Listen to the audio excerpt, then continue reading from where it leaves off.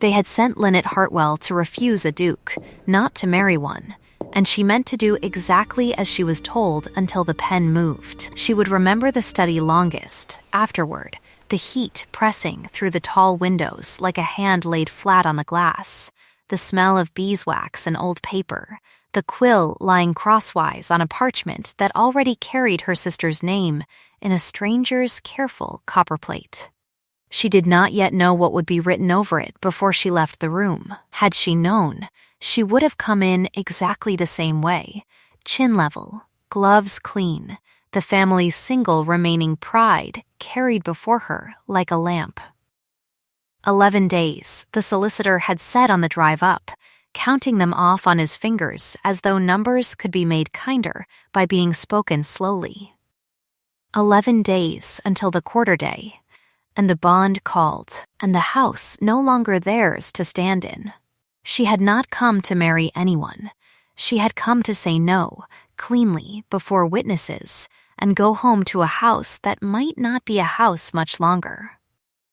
The Duke of Wraxhall stood at the far side of the desk, with his hands loosely clasped behind him, a big, still, unhurried man in a room built for smaller ones, and beside him, immaculate in dove gray, stood Mr. Aldous Creed, his father's man of business, smoothing one cuff with 2 fingers, as though the room required tidying before it could hold important news.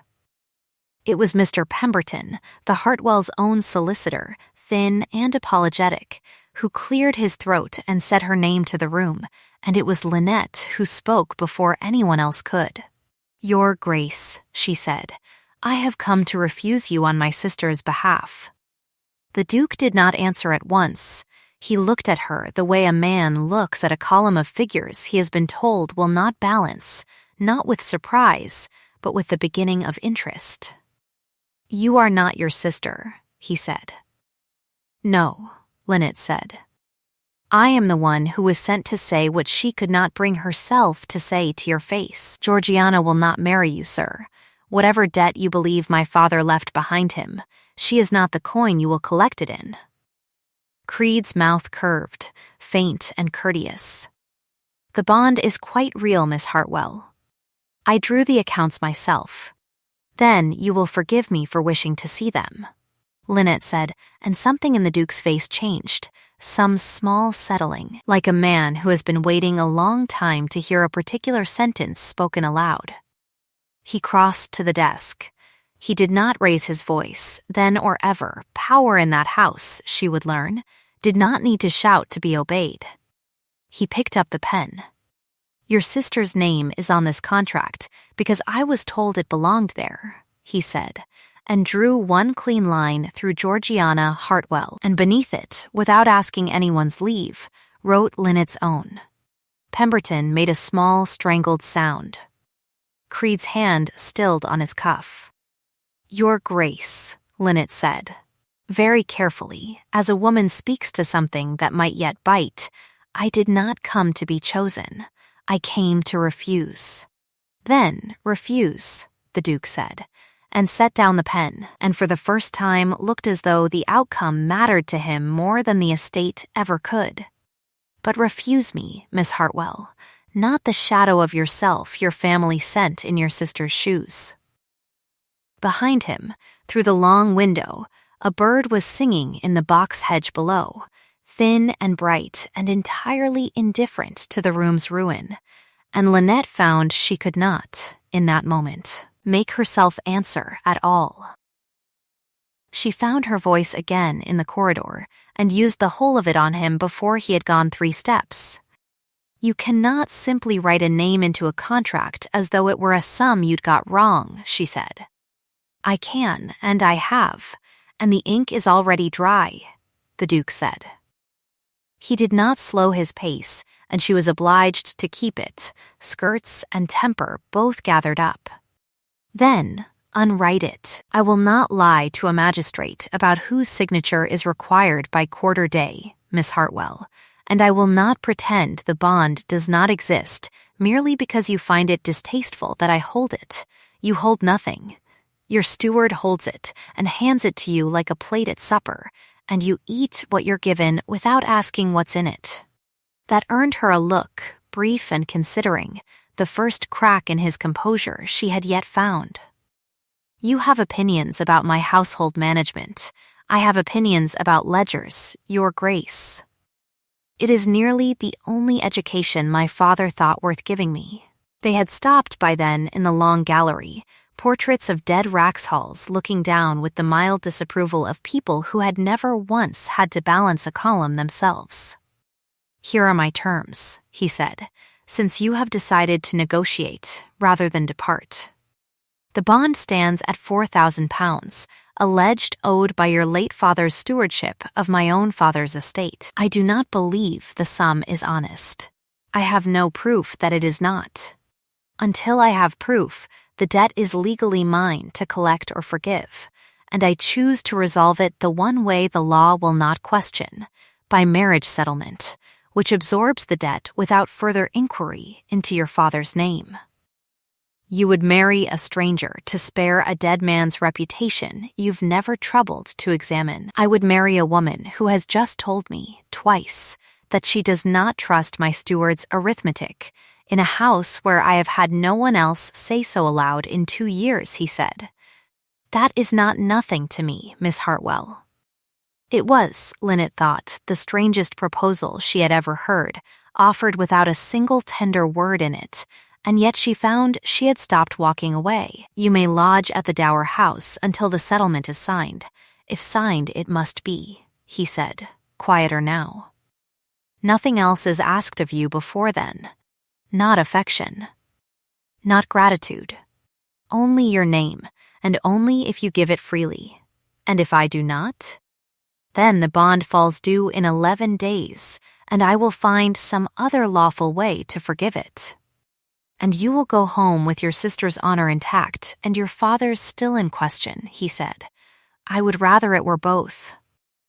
Old Bess Coram, when Lynette came home dust white and furious to tell it all across the kitchen table, only wiped her hands on her apron and said, Well, he didn't lie to you, at least, which is more than I'd have wagered off a duke, and went on rolling pastry as though the world had not just tipped sideways, while upstairs Georgiana wept with relief into a pillow, and their mother wrote 3 letters she would burn before morning. And Lynette sat a long while with her father's old counting book open on her knee, running her thumb down columns he had kept in a hand so careful it looked like affection. Searching, without yet knowing what she searched for. Aldermore talked, as villages do, and talked fastest of all in the sewing circle where Miss Araminta Vale held court over her needlework like a small cold queen. The plain sister, she said, testing each word for how far it would carry, writing her own name into a duke's contract.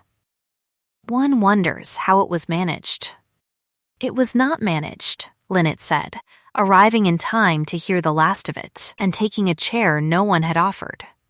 It was written by his hand, not mine, and I have yet to sign anything at all. How modest, Araminta said, and drew her glove tighter, finger by finger, the way she always did before she meant to be unkind. I had heard the Hartwells kept excellent books. I hadn't heard you meant to keep the Dukes as well. The room laughed, the small, polite laughter of people, glad it was someone else's turn to be discussed, and Lynette let it pass over her the way she had let a great many things pass over her in the 10 years since her father died, and she had become the daughter who managed instead of the daughter who was managed for. It was 3 days later, called up to Raxhall Hall to review the settlement's language with Pemberton, that she first saw Mr. Creed alone. He met her in the passage outside the study, smoothing his cuff, smiling the particular smile of a man who has already decided how a conversation will end. You read accounts, I understand, he said, well enough to know when one is written to be read quickly, Lynette said. A fair skill, in a woman with nothing else to recommend her, Creed said, pleasant as milk. I only hope you use it kindly, Miss Hartwell. Everything has its price. The only mercy left to you is naming yours before I do. "Is that a threat, Mr. Creed?" "It is arithmetic," he said, and bowed, and left her standing in a corridor gone suddenly cold, despite the August heat pressing at every window in the house. That evening, waiting for the Duke in the estate office while a clerk hunted a missing deed box, she found herself alone with a shelf of old ledgers, and idly, the way one runs a finger along a fence out of habit, opened the volume marked with her father's last year of service. The entries were his hand, familiar as her own face.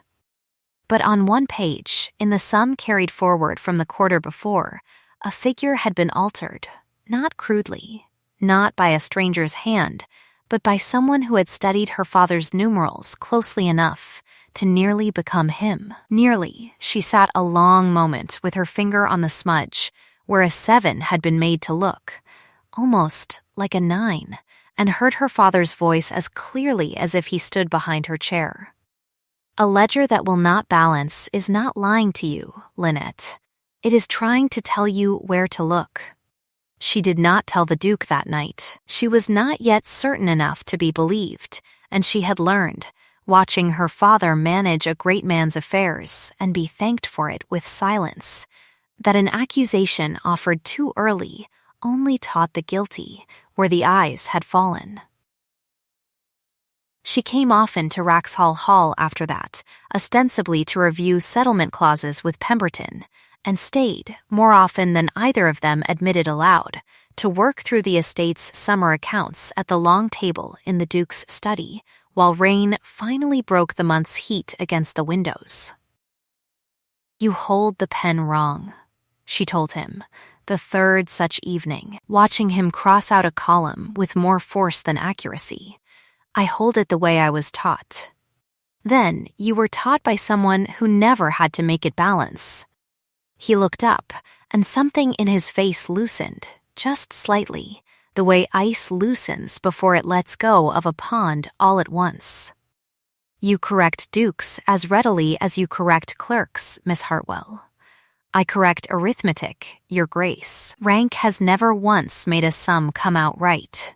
He laughed, a short, surprised sound, as if it had escaped him before he'd decided whether to permit it, and she found she had gone still, cataloging it the way she cataloged everything that mattered, a first, unrepeatable thing, worth remembering the shape of. "You may say it," he said, catching her look.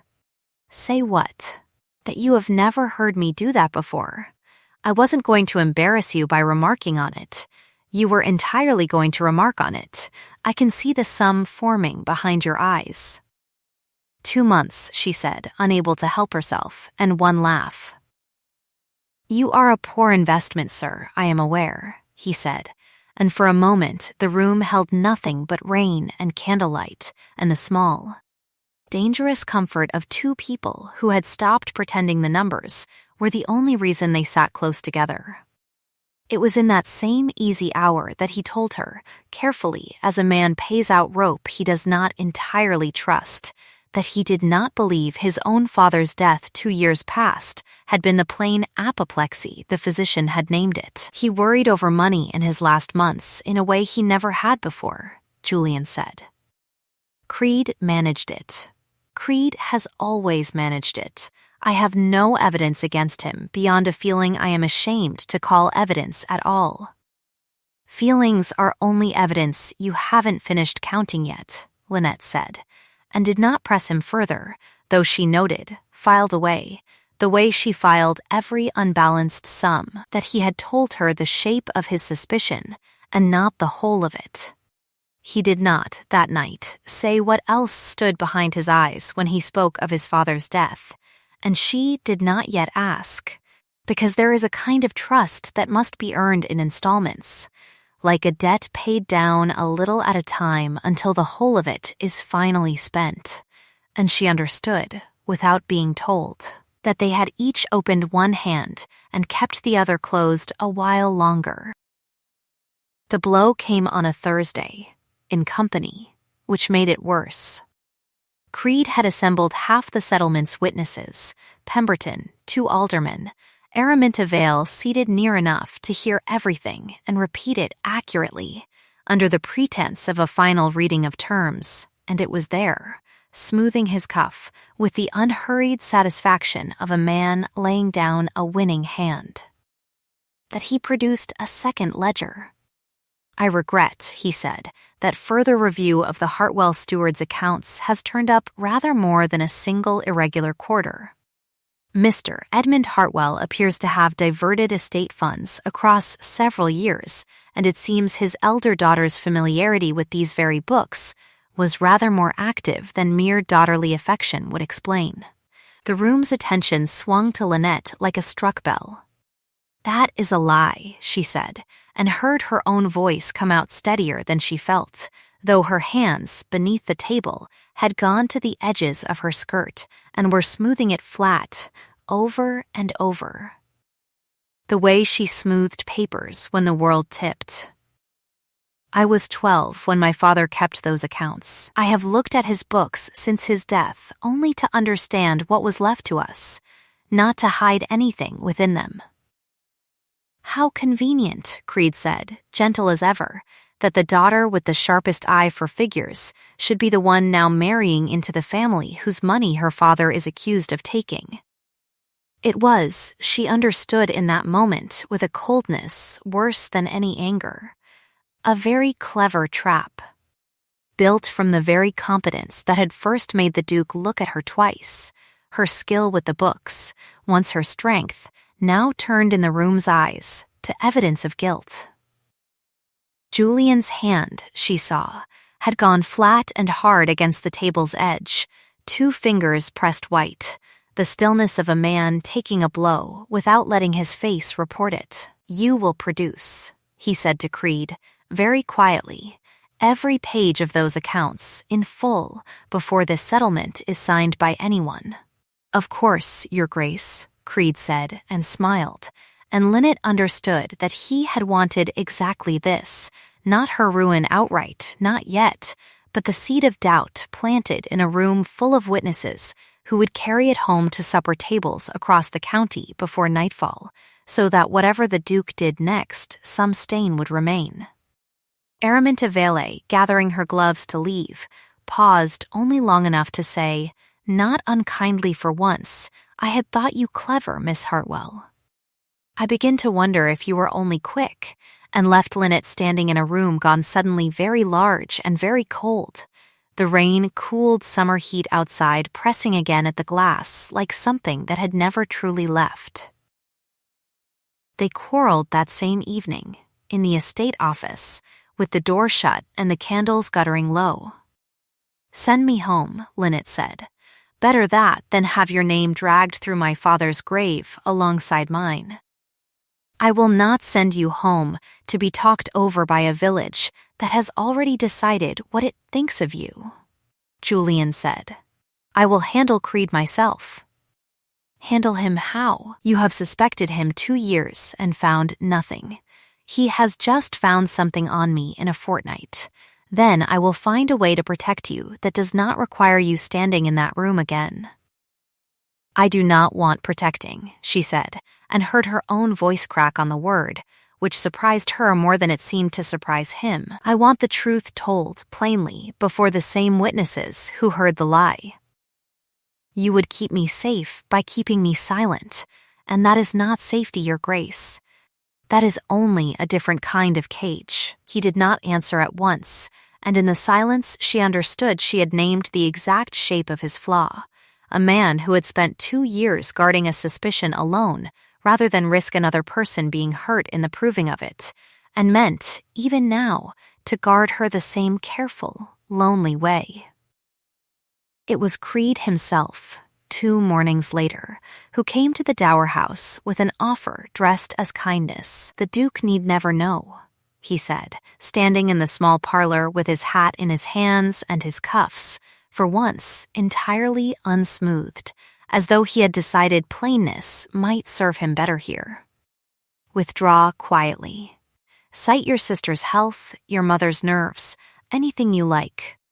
I will see the bond forgiven, regardless, and your father's name need never appear in any further accounting at all. No one need ever know what I found in those books, true or otherwise. You are offering to bury a lie about my father in exchange for my leaving, Lynette said. I am offering you a clean exit from a house that will not thank you for staying, Creed said. Everything has its price, Miss Hartwell. I told you so myself. This is a fair one. She looked at him a long moment, this soft, immaculate man who had just shown her, without quite meaning to, how much he needed her gone, before she looked too closely at whatever else those books held. No, she said. My father kept an honest ledger his whole life, and I will not purchase my own comfort with a lie laid over his grave. I would rather stand in that room again and be called worse than clever.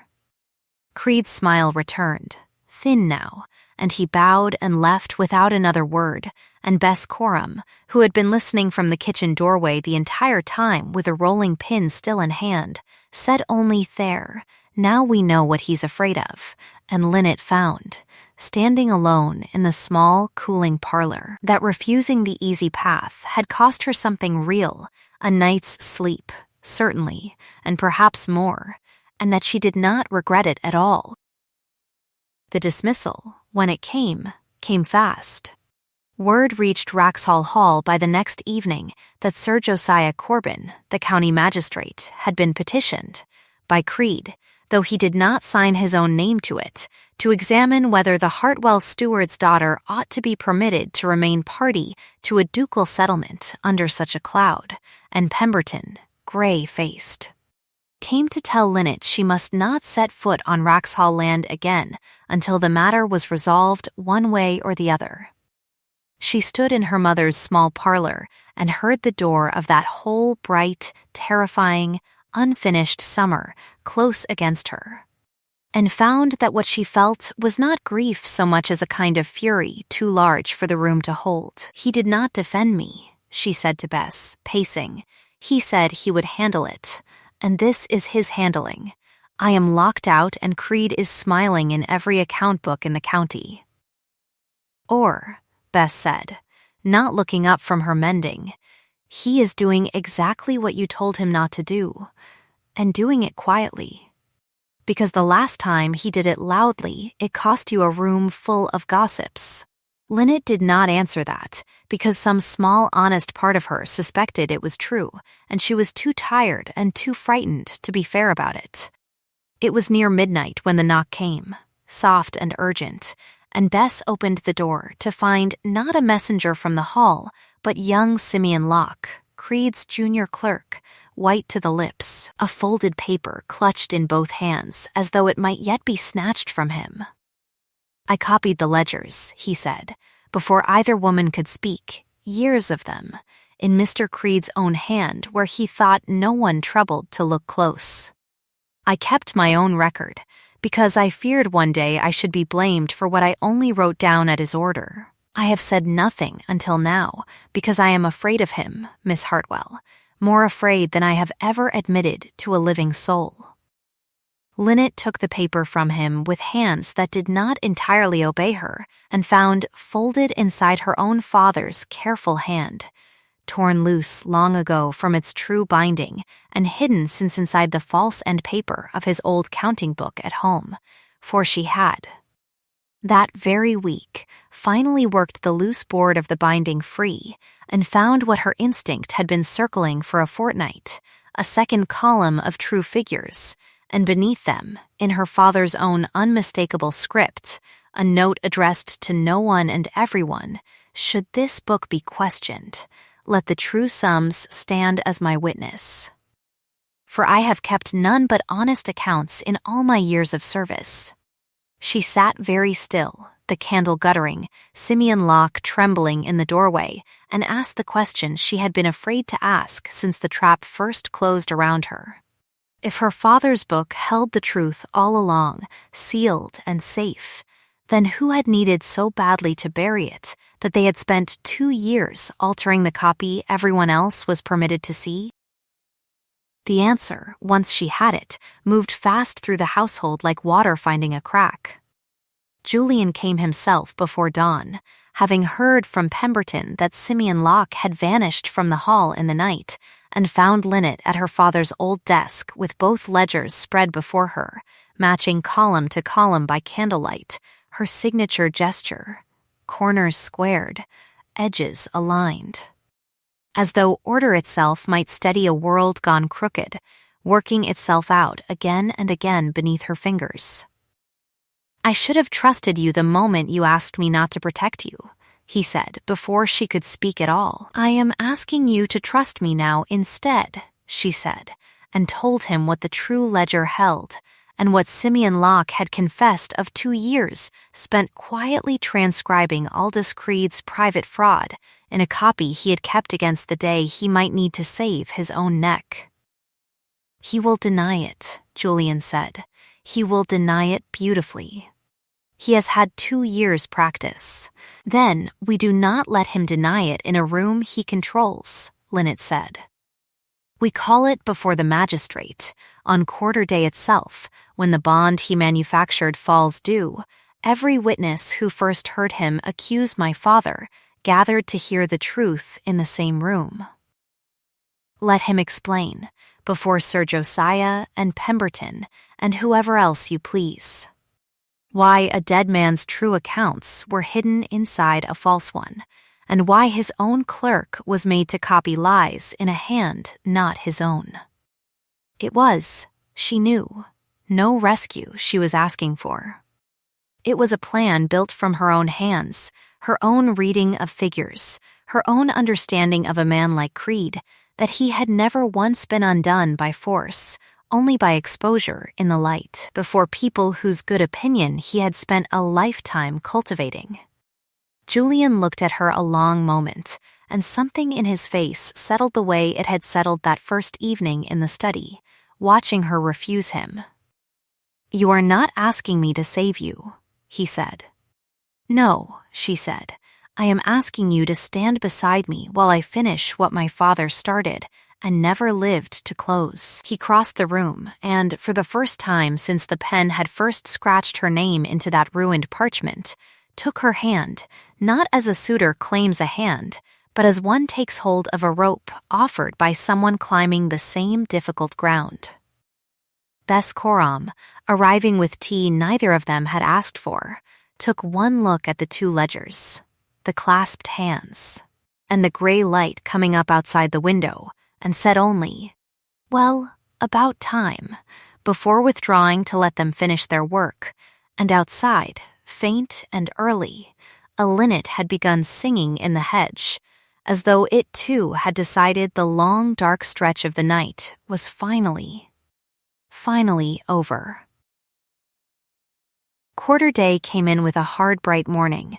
The storm of the week before washed clean out of the sky, and Raxhall Hall's long gallery filled with more witnesses than the settlement had ever required. Sir Josiah Corbin at the head of the table with his spectacles and his patient magistrate's stillness, Pemberton beside him with both ledgers laid out under his hand, Mrs. Hartwell and Georgiana in the second row, Araminta Vale arriving uninvited and taking a seat near the front as though she had earned the right to see how her own gossip ended. Creed came last, immaculate as ever, smoothing his cuff at the door before he crossed the threshold, and Lynette, watching him do it, understood for the first time that the gesture was not confidence at all, but old habit worn smooth by years of hiding frayed linen from people who would have despised him for it. "Mr. Creed," Sir Josiah said, "it is alleged that the debt attributed to the late Mr. Edmund Hartwell was constructed, not discovered, and that the ledgers submitted as evidence were altered in your own hand. You will answer plainly." "I will answer that grief makes accusers of us all," Creed said, smooth as milk, "and that a dead man's daughter, eager to save her family's fortunes by any means available, might well have forged a second book to clear a father she cannot bear to have thought a thief." It was, Lynette thought, watching him, a good lie, built exactly for this room, and she rose without waiting to be asked. Then let the room judge which book is forged, she said, and set her father's counting book on the table, and drew from its false end paper the loose true page, and held it to the window's light so that every soul present could see the paper's age, the ink's true fade. The numerals matched precisely against the household's own oldest surviving accounts. And let it judge, too, whether a dead man wrote this note to himself 2 years before his death, or whether his daughter forged prophecy along with arithmetic. Pemberton read the note aloud, Edmund Hartwell's plain, unhaunted hand asking only that the true sums stand as his witness, and a stillness went over the room like a held breath. Julian turned then to Simeon Locke, brought forward pale and shaking between 2 footmen, and asked him a single question, quiet and precise as a key turning in a lock. Whose hand copied the false entries into the second ledger, Mr. Locke? And whose voice instructed you, each time, to make Edmund Hartwell's numerals look a little less like his own? Locke's composure broke all at once, the way ice breaks when the crack finally reaches the shore. Mr. Creed's your grace. Always Mr. Creed's. I copied his letters too, when he thought no one troubled to keep them. Here, he drew from inside his coat a bundle tied with string, Creed's own correspondence across 2 years, instructions in his own unmistakable hand for altering sums, for softening entries, for keeping the old Duke's true accounts from him in his final worried months. Pemberton read 3 of the letters aloud, Creed's own words falling into the silent room like stones into still water, and it was in the reading of the 3rd, a line about the old Duke's failing health being useful, being convenient, being nearly done, that Creed's famous stillness finally broke. He would have dismissed me, Creed said, and his voice, for the first time, was not soft at all, but raw, an old wound finally uncovered. 30 years of service, and he meant to replace me with a younger man half as loyal, because I was no longer young enough to be decorative in his ledgers. I took only what 30 years had already earned me and never been paid. I never meant the old Duke harm. I meant only to be paid what I was owed before someone younger took my place at the desk I had earned. The room was very quiet. Julian, who had waited 2 years to hear some explanation, however partial, for his father's last unhappy months, stood a long moment with his jaw set and his hand pressed flat against the table's edge, and when he spoke his voice was not triumphant at all, but tired, and something close to sorrowful. You will make full restitution of every sum you diverted, from whatever remains of your own means, he said. You will surrender your position this hour, and you will leave this county before nightfall, and you will do so without further scandal attached to your name, because I find I have no wish to ruin an old man's last years for a crime already confessed before witnesses enough to satisfy the law. This is not mercy earned, Mr. Creed. It is mercy given, because I would rather protect the innocent from further spectacle than see you further punished for envy that has already cost you everything worth having. Creed, undone and strangely smaller for it, bowed once, wordlessly, and was led from the room, and Araminta Vale rose from her seat near the front, gloves forgotten in her lap, and said into the settling quiet, I spoke unkindly of Miss Hartwell's cleverness before I understood what it had cost her to earn it. I withdraw every word, and am ashamed it took a magistrate's table to teach me to. The settlement, when it was finally signed, bore no trace of debt or bond at all, only 2 names given freely, and even that signing waited a further fortnight, because Julian would not let her put her hand to any paper while the shadow of obligation still hung anywhere near it.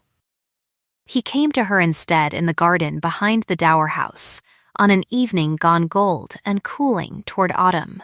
The linnet singing again in the hedge as though it had never once stopped keeping watch over them, and he did not kneel, and he did not speak of debts settled or names cleared, because both of them understood by then that none of that had ever been the true accounting between them. I did not choose you first because the law required a bride's name by quarter day, he said. I chose you because you walked into my study to refuse me, and I found I did not want to be refused by anyone else for the rest of my life. But I will not have that choice bind you now that nothing binds either of us at all. Choose me for no better reason than that you wish it, Linnet. I will not be married for any other. I did not come to be chosen, she said, and found she was smiling, the words returning to her lips transfigured from the frightened, furious ones she had spoken across his desk 2 months before. I came to refuse. And now I find I choose instead, not because you wrote my name into a contract, but because you let me write the rest of it myself. The wedding, when it came in early autumn, was small and quiet by every deliberate design, held in the village church, with none of the spectacle the county's gossips had spent all summer expecting. Bess Coram weeping frankly into her good handkerchief from the second pew, Georgiana radiant beside their mother, Simeon Locke retained at the hall under Pemberton's steady eye, and slowly, visibly, learning to hold his shoulders like a man no longer afraid of his own honesty, Araminta Vale seated near the front in a gown a shade less cold than her usual choosing. Already it was whispered, walking out with the new young curate, who had once been too shy to speak to her at all. Aldous Creed lived out his exile in a small cottage 2 counties distant on an allowance modest enough to teach him what 30 years of careful theft had never taught him, and wrote, once a year, a short letter of thanks that no one ever fully answered, though no one ever burned it either. Nearly a year turned before Linnet stood again in the Wraxhall study, the same tall windows, the same late summer heat pressing soft against the glass, though this time it was she who sat at the great desk with a household ledger open before her, squaring its corners out of old habit, while Julian leaned over her shoulder to watch her enter a sum in a hand that had, by now, grown almost as familiar to the house as her father's once had been. A messenger arrived at the door with papers requiring a Hartwell, a Wraxhall now, signature, and Julian, laughing before she had even looked up, took the pen from the tray and held it out to her instead of the visitor. "You always did hold it better than I," he said, and outside the window, faint and constant, a linnet had begun to sing. The same small, bright refusal to be silent it had offered on the very first evening this house had tried to write her out of her own story, and Linnet took the pen and did not refuse anything at all. If this story warmed you, if you found yourself hoping, somewhere around the tribunal table, that the quiet ones are the ones worth watching closest, then stay a little longer by the fire with me. There's a chair kept, a kettle just off the boil, and I'd love nothing more than to hear which line stayed with you, the pen crossing out a name, or the linnet singing through it all. If you're new here, consider staying on and keeping a seat by the hearth for the next one. I'll keep the candle lit either way.